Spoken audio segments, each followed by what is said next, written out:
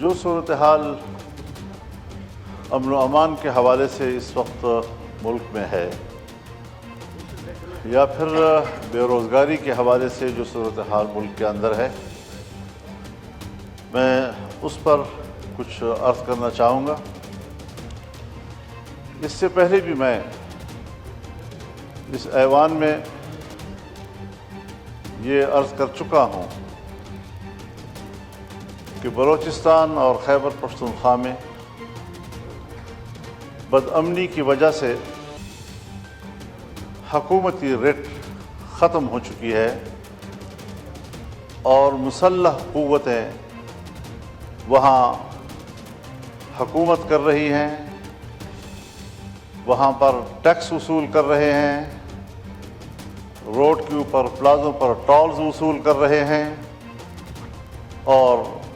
Rocket launchers کے ساتھ اور انتہائی اعلیٰ ترین اسلحے کے ساتھ لیس گاؤں گاؤں پھر رہے ہیں، سڑکوں پہ وہ پہرے دے رہے ہیں۔ اور ابھی جو حال ہی میں بلوچستان میں ایک ہی دن میں 4-5 مقامات پر ریاستی اداروں پہ حملے ہوئے، ہماری مسلح افواج کے جوانوں پہ حملے ہوئے، یہ سب چیزیں وہ ہیں کہ اگر ایوان اس پر غور نہیں کرے گا تو پھر کون غور کرے گا؟ ہم کبھی بھی ایسے معاملات کو سنجیدہ نہیں لے رہے ہیں، چنانچہ دونوں طرف صورتحال جذباتی ہو جاتی ہے۔ ایک فریق اس حد تک چلا جاتا ہے کہ پھر وہ علیحدگی کی باتیں شروع کر دیتا ہے، دوسری طرف بھی ہم طاقت کے ساتھ ان سے نمٹنے اور ہم مکمل طور پر ریاست کے تحفظ کے لیے آخری حد تک جانے کے لیے تیار ہیں۔ اس قسم کے بیانات صورتحال کو اور جذباتی بناتے ہیں اور دونوں طرف سے ایک انتہا پہ چلے جانے کا عمل وہ پاکستان کی سلامتی کے لیے آج ایک سوالیہ نشان بن گیا ہے۔ جناب اسپیکر، ان سارے معاملات کو سیاسی لوگ ہی طے کر سکتے ہیں۔ آج سیاسی لوگوں کی اہمیت ختم کی جا رہی ہے۔ جہاں معروف معاملہ فہم، تجربہ کار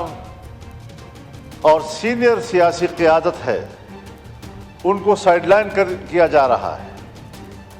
ظاہر ہے کہ اس کی جگہ نئے نوجوان لیں گے، وہ تجربہ بھی نہیں رکھتے، معاملہ فہمی سے بھی محروم ہوتے ہیں، جذباتی بھی ہوتے ہیں اور اس سے معاملات اس قدر الجھ جاتے ہیں کہ پھر اس گتھی کو سلجھانا ریاست کے لیے بھی مشکل ہو جاتا ہے۔ سیاستدانوں کو با اختیار بناؤ، سیاستدانوں کو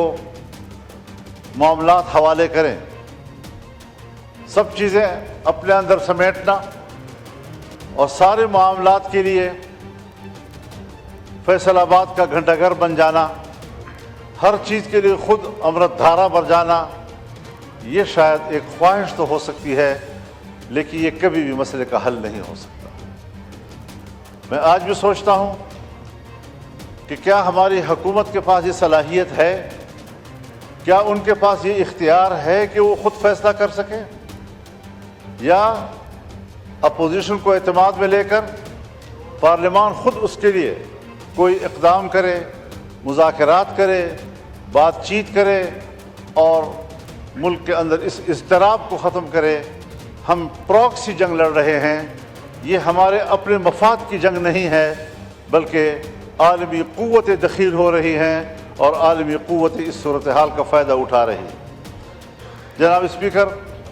یہ بات آپ سے بھی مخفی نہیں ہے کہ اس وقت خطہ پاکستان اس پراکسی وار کا ایک میدان جنگ بنا ہوا ہے۔ امریکہ، چائنا، سی پیک اور گوادر، یہ سارے وہ معاملات ہیں کہ جہاں پر ایک سرمایہ کاری کرنا چاہتا ہے جس کے ساتھ آپ نے معاہدات کیے ہوئے ہیں، لیکن آج ان میگا پروجیکٹس کے سامنے رکاوٹیں کھڑی ہو گئی ہیں۔ ہمارے ڈیرہ اسماعیل خان لکی مروت سے لے کر آپ پورے بلوچستان کی طرف جائیں، یہ سی پیک ایریا اس وقت ان کے قبضے میں ہے اور وہاں پر کوئی ترقیاتی کام اب ممکن نہیں ہے۔ اس وقت بلوچستان میں یہی نعرے ہیں کہ چین نکل جائے، پاکستان نکل جائے۔ حالات یہاں تک چلے گئے ہیں، سنگینی کی صورتحال کا اندازہ آپ اس سے لگائیں کہ کچھ ایریاز میں آج اسکولوں کے اندر، کالجوں کے اندر پاکستان کا ترانہ نہیں پڑھا جا سکتا، ان کے اندر پاکستان کا جھنڈا نہیں لہرایا جا سکتا، ان کے کلاسوں میں پاکستان کا معاشرتی علوم نہیں پڑھایا جا سکتا۔ یہاں تک صورتحال چلی گئی ہے اور ہم دیکھ رہے ہیں آنکھیں بند کر کے کہ شاید شکاری مجھے نہیں دیکھ رہا ہے۔ اس تمام تر نازک صورتحال میں ہمیں قدم اٹھانا چاہیے، بڑی خود اعتمادی کے ساتھ ہمیں قدم اٹھانا چاہیے۔ حکومت کو بھی اپنی ذمہ داری پوری کرنی چاہیے۔ ہم لڑیں گے، اختلاف رائے کریں گے، تنقید کریں گے، اپوزیشن میں بیٹھے ہیں تو اپوزیشن کا کردار ادا کریں گے، لیکن اگر ملک کو ہماری ضرورت پڑتی ہے تو اپنے وطن عزیز کی چپے چپے کے لیے ہماری خدمات حاضر ہیں۔ پارلیمنٹ کو، سیاسی جماعتوں کو، سیاسی قائدین کو ملک کے لیے غیر ضروری سمجھنا، اس سے بڑی حماقت اور دنیا میں اور نہیں ہو سکتی جو ہمارے ہاں کی جا رہی ہے۔ یہ سنجیدہ صورتحال ہے۔ ہم ان علاقوں میں رہتے ہیں، شاید سندھ میں وہاں تو ڈاکوؤں کا راج ہے، آپ کو وہاں کچے کی صورتحال سے وابستگی ہے اور پریشان ہیں، لیکن یہاں ہمارے ہاں اسٹیٹ کو باقاعدہ چیلنج کیا جا رہا ہے اور صورتحال انتہائی مخدوش ہو چکی ہے۔ تو اس سارے صورتحال میں ہمارا کردار کیا ہو سکتا ہے؟ میں اب بھی یقین رکھتا ہوں کہ اگر پارلیمنٹ سے درخواست کی جائے کہ وہ آگے بڑھیں، بلوچستان میں جا کر بات کریں، لوگوں کے ساتھ گفتگو کریں، کے پی میں آئیں، وہاں کے لوگوں سے بات چیت کریں، گفتگو کریں، تو صورتحال کو دوبارہ واپس اپنے حالت پہ لایا جا سکتا ہے۔ لیکن اس انداز سے صورتحال مزید خراب ہوتی چلی جا رہی ہے، اور میں چونکہ تجربہ رکھتا ہوں، حضرت 2006 سے اس ساری صورتحال میں جب ریاست ناکام ہو جاتی ہے تو وہاں ہم جاتے ہیں اور صورتحال کو کنٹرول کرتے ہیں۔ میں ابھی الیکشن سے پہلے افغانستان گیا، 1 ہفتہ میں نے گزارا۔ پاکستان افغانستان کے تمام شعبوں میں باہمی تعاون، سرحدات کا معاملہ، مسلح گروہوں کا معاملہ، مہاجرین کا معاملہ، باہمی تجارت کا معاملہ، ان سب پر تفصیلی گفتگو کے بعد میں مکمل کامیاب واپس آیا اور میں نے وزارت خارجہ اور پاکستان کے ذمہ داروں کو آگاہ کیا اس سے، اور وہ مطمئن ہوئے، اپریشیٹ کیا، کہا میکینزم کیا ہوگا؟ میں نے کہا وہ ریاست کا معاملہ ہے، میرا ذاتی معاملہ نہیں ہے، میں تو اپنی کیپیسٹی میں کیا تھا، ان کی دعوت پہ کیا تھا۔ تو یہ کوئی مشکل چیزیں نہیں ہیں، لیکن اگر ہم سنجیدگی کے ساتھ بیٹھ کر تسلی سے بات چیت کر سکیں۔ یہاں پر سوال اٹھائے جاتے ہیں، صاحب حملہ ہو گیا، بشام میں حملہ ہوا، یقیناً بری بات ہے، ہمیں اقدام کرنا چاہیے ان کے خلاف۔ سیدھا الزام آ جاتا ہے کہ یہ تو افغانستان کے لوگ ہیں، افغانستان کے لوگ ہیں تو افغانستان کے لوگ مجرم ہیں، لیکن وہ 1 یا 2 چوکیوں کو عبور کر کے کوئٹہ پہنچتے ہیں، اور کوئٹہ سے لے کر بشام اور کوہستان تک 250 چوکیاں ہیں، ان کو عبور کرنا کیا وہ بھی افغانستان کی ذمہ داری ہے؟ ہم کہاں تھے وہاں پر؟ سرحدات پر ہماری فوج ہے، ان کے پاس تو اتنی فوج ہی نہیں ہے کہ وہ سرحدات کنٹرول کر سکے۔ لیکن اس سارے صورتحال میں صرف اس سے کام نہیں بنے گا کہ ہم ذمہ داریاں کسی اور پہ ڈال دیں، ہمیں خود اپنی ذمہ داریوں کی طرف بھی متوجہ ہونا ہوگا۔ دوسری بات میں یہ عرض کرنا چاہتا ہوں، یہ چیز اس میں ہے کہ پرائرٹیز دیکھنی چاہیے۔ اس وقت یقیناً یہ ایک اہم مسئلہ ہے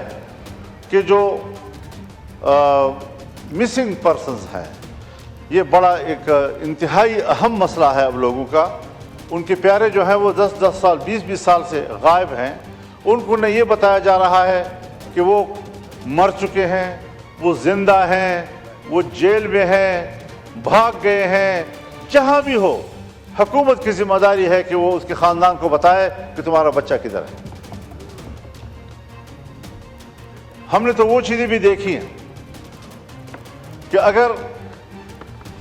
آرمی پبلک اسکول کا واقعہ ہوتا ہے، آرمی پبلک اسکول کے واقعے سے 1 سال پہلے ایک نوجوان پکڑا جاتا ہے، 1 سال پہلے، اور پھر جب پھانسیاں دی جاتی ہیں تو آرمی پبلک اسکول پر حملے کے پاداش میں اس 1 سال پہلے والے قیدی کو بھی اس فہرست میں ڈال دیا جاتا ہے کہ یہ بھی قاتل تھا، اور اس کو پھانسی دے دی جاتی ہے۔ اس قسم کی چیزیں لوگوں میں بد اعتمادی پیدا کرتی ہے، اس قسم کی چیزیں لوگوں میں نفرت پیدا کرتی ہے۔ میں چاہتا ہوں کہ قوم فوج پر اعتماد کرے، لیکن ان اقدامات سے اعتماد ختم ہوتا جا رہا ہے، نفرتوں میں اضافہ ہوتا جا رہا ہے، اور مجھے نہیں خیال کہ یہ نفرتیں ہم آئندہ چند نسلوں میں بھی ختم کر سکیں گے۔ لہٰذا ان مسائل کو ترجیح دے دینی چاہیے۔ وسائل ہیں، اور بلوچستان کے وسائل ہیں، خیبر پختونخوا کے وسائل ہیں، سندھ کے وسائل ہیں، پنجاب کے وسائل ہیں۔ ان وسائل پر وہاں کے عوام کا حق ہے، وہاں کے لوگوں کے آئندہ نسلوں کا حق ہے، ان کو اطمینان دلا دیا جائے کہ آئین پر عمل ہوگا، اور 18ویں ترمیم کے تحت یہ چیزیں آپ کی ملکیت ہے، ریاست کا کوئی حق نہیں ہے کہ وہ جا کر وہاں پر قبضہ کرے۔ یہی وجہ ہے کہ عام مجالس میں یہ سوال اٹھائے جاتے ہیں کہ صاحب یہ جو ساری دہشت گردی